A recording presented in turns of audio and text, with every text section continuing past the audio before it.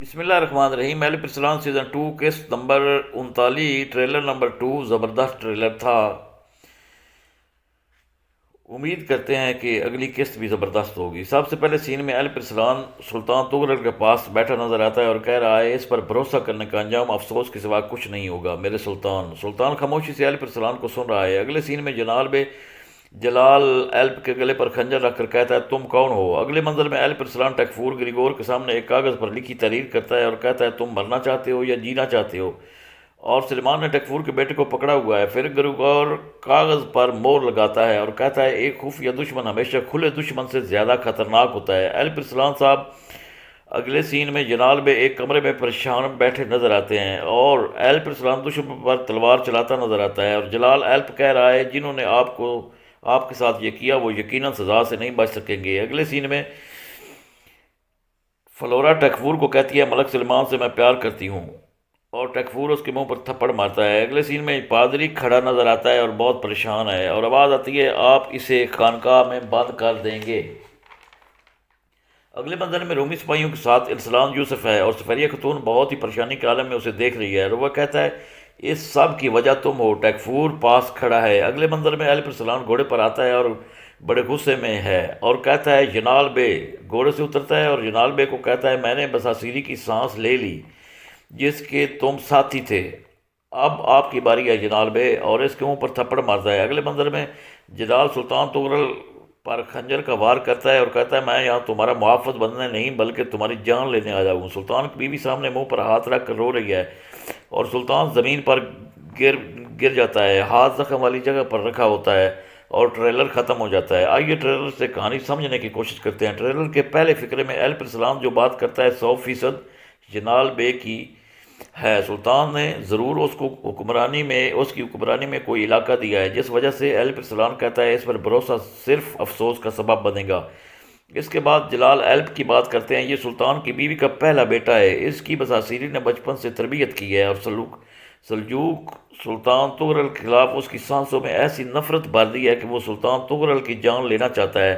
Trailer میں دکھایا گیا اس نے سلطان تغرل کو خنجر مارا اور سلطان تغرل زخمی ہو کر نیچے گر گئے اور سلطانہ پریشانی سے دیکھ رہی ہے۔ یہ اس کا خیال بھی ہو سکتا ہے اور حقیقت بھی، یہ تو کلیئر کس دیکھنے پر ہوگا۔ اگر تاریخی حوالے سے دیکھا جائے تو یہ جوان ہوا تو اس نے امیر قدوری کے ساتھ مل کر تخت کے لیے بغاوت کی تھی اور یہ تخت کی خواہش میں ہی مارا گیا تھا۔ سلطان تغرل پر خنجر چلانے کا واقعہ ممکن ہے حقیقت ہو، جس کی دلیل یہ ہے اگر اس نے حملہ نہیں کیا تو جنال اس کے گلے پر خنجر رکھ کر کیوں پوچھ رہے ہیں تم کون ہو؟ حملہ ہوا ہے تو اس زخم سے سلطان کی موت نہیں ہوگی۔ اگلے منظر میں ایلپ ارسلان نے گریگور کے سامنے جو کاغذ کیا وہ عام کاغذ نہیں بلکہ تجارتی مرکز کے قبضے لینے کے کاغذ ہیں۔ ایلپ ارسلان کے اس حملے کی وجہ تو آپ کو یاد ہوگی کہ ایلپ ارسلان نے حملہ کیوں کیا۔ اگر یاد نہیں تو مختصر یاد دہانی کرا دیتا ہوں۔ بساسیری ایلپ ارسلان سے بدلہ لینے کے لیے بغداد سے واسطوپرکان آیا اور آتے ہی ٹیکفور گریگور سے ملا اور پھر کارروائی کرتے ہوئے چاغری بے کو شدید زخمی کیا بلکہ اپنی طرف سے تو اسے قتل ہی کر دیا تھا، اور پھر ایلپ ارسلان کو دھوکے سے جال میں پھنسایا اور قیدی کر لیا۔ اس ساری کارروائی میں ٹیکفور کی مدد اس کو حاصل تھی۔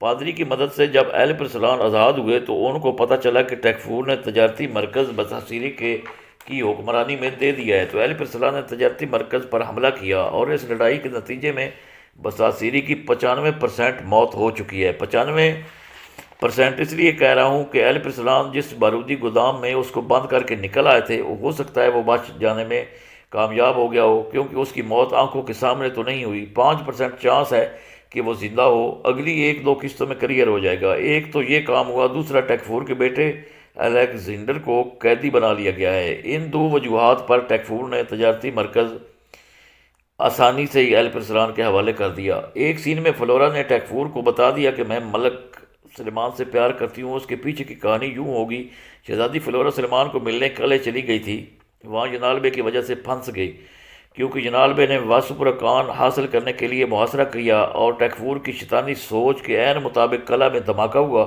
جس میں کئی معصوم لوگوں کی موت کے ساتھ ساتھ فلورا بھی شدید زخمی ہوئی تھی۔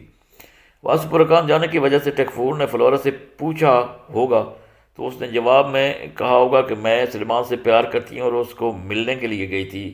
اس کے پیار کا اقرار تو اس نے کر دیا، لیکن اس پیار کے نشے میں اس پیار کے اظہار کے بعد فلورا کو سخت پابندیوں کو بھی برداشت کرنا پڑے گا۔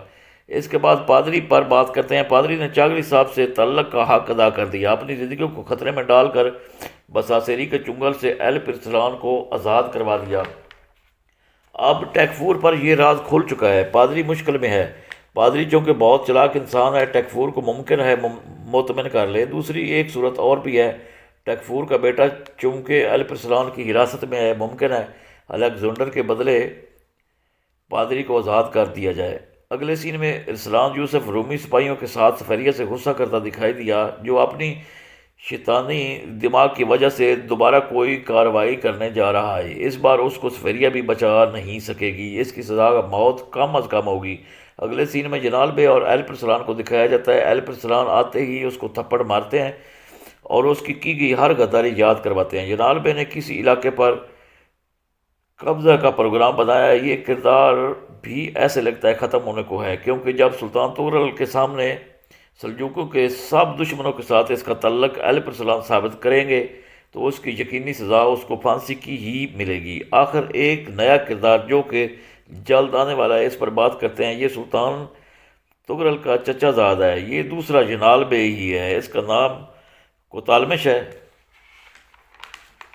کوتالمش بھی تخت کو اپنا حق سمجھتا ہے اور تخت حاصل کرنے کی کوشش کرتا ہے۔ چاغری صاحب زخموں کی وجہ سے اور جنال بے اپنی غداری کی وجہ سے عنقریب ہی ڈرامہ چھوڑنے والے ہیں، معتبر ذرائع نے یہ خبر دی ہے۔ کوتالمش سلطان تغرل کی وفات کے بعد اپنی کاروائیاں تیز کرے گا اور آخر ایل پرسلان کے ہاتھوں مارا جائے گا۔ اگلی قسط میں شہزادی فلورا سلیمان کے بغیر تڑپتی نظر آئے گی، سفیریہ بابا کی حماقتوں کی وجہ سے شرمندہ اور پریشان نظر آئے گی۔ ایل پرسلان اپنے دشمنوں اور اپنے دوستوں کی صفوں میں چھپے غداروں کو مارتے نظر آئیں گے، اور کوتالمش چونکہ ایک بڑا اداکار ہے، کرش عثمان میں بھی اپنی اداکاری کے جوہر دکھا چکا ہے، ایل پرسلان کے لیے یہ پریشانی کا سبب بنے گا۔ ایل پرسلان اور کوتالمش کے درمیان ایکشن سے بھرپور لڑائیاں دیکھنے کو ملے گی۔ اگلی قسط انشاءاللہ زبردست ہوگی۔ کریم رب آپ کو اپنی پناہ میں رکھے۔ اللہ حافظ۔